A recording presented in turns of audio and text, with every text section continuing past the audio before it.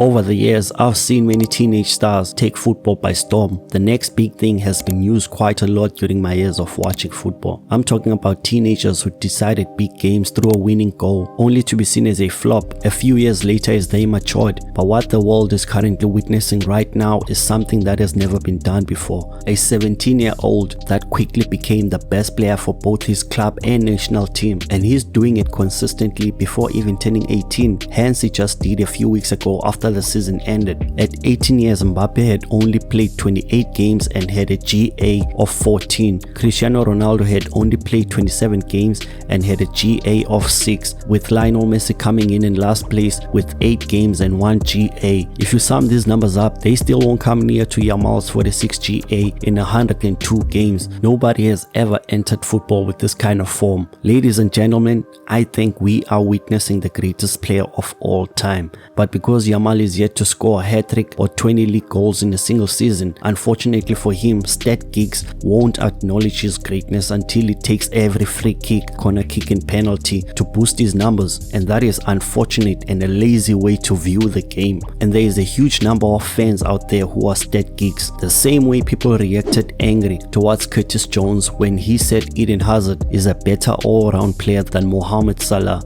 As a footballer, is he better than Mo? In my opinion, yes. But who would you rather have in your team? You're going to say Mo because he gets you the goals and the assists.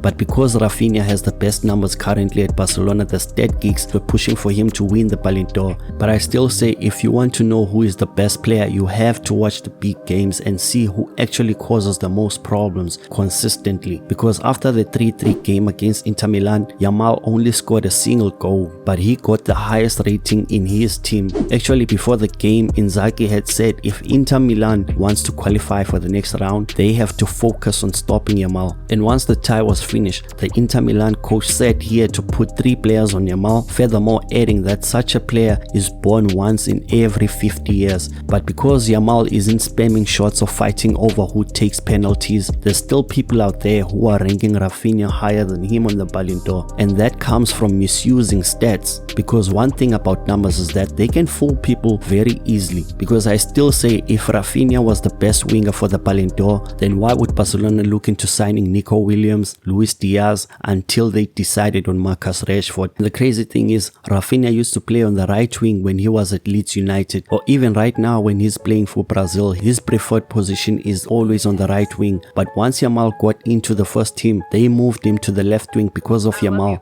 Starting with the last 16 knockout game against Napoli in the Champions League, you'll see Raphinha on the bench for Yamal on the first leg of an away game, and in the away game against PSG, Yamal was the starting right winger while Raphinha was moved to the left wing. When has it ever happened that an 18-year-old player became the 9th highest paid player in the whole league with only just 2 seasons as a professional? In my time of watching football, such behavior has only been catered for bona fide superstars, not stars, superstars. This type of money is only paid when you have a player that is most likely to break all-time records. And speaking of all-time records, Cristiano Ronaldo recently said he wants to be the first player to reach 1,000 goals, to which is not so far away from the milestone. But what he emphasizes that his 1,000 goals will be special because all of them will be on camera. Hence the likes of Pelé, Romario and Puskas don't have all their goals on camera since they played before the advancement of technology. But with the increase of games in the UEFA Champions League, UEFA Nations League and the Club World Cup, not only will Yamal break that record, but his goals will be a bit special too, because they will be all VAR approved. Hence we all know Messi has a handball that counts as a goal. And the best quality I like about Yamal is the lack of fear for big games. It's almost as if the bigger and brighter the lights, the more dangerous he gets, and that is a quality you can't teach. He is not afraid of any player that's in front of him, and I like that because thrones are not handed down. You have to take them by force. In order to be the best, you have to believe it first, that you are the best. As an example, if we compare Yamal to the great players, I think it's fair to say at the age of 17, none of them were expected to win games on their own. Because all I have witnessed this past season is when things got difficult for Barca, they passed him the ball and hoped he could win the game for them. At the same age, Ronaldo knew to pass the ball to Ruud van Nistelrooy at Man United or Figo when it came to the national team. At age 19, Lionel Messi was sitting on the bench for Mexico Maxi Rodriguez in the 2006 World Cup, and at Barcelona he was behind Ronaldinho and Samuel Eto'o when it came to the pecking order. Kylian Mbappe was always Neymar and Griezmann's sidekick at the age of 18. Yamal, on the other hand, made the Ballon d'Or top 10 last season, and this year it looks like he will be in the top 5 if not the top 3. The youngest player to win the award is still Ronaldo Nazario at the age of 21. Yamal has 3 more seasons to break that record. Till next time, peace.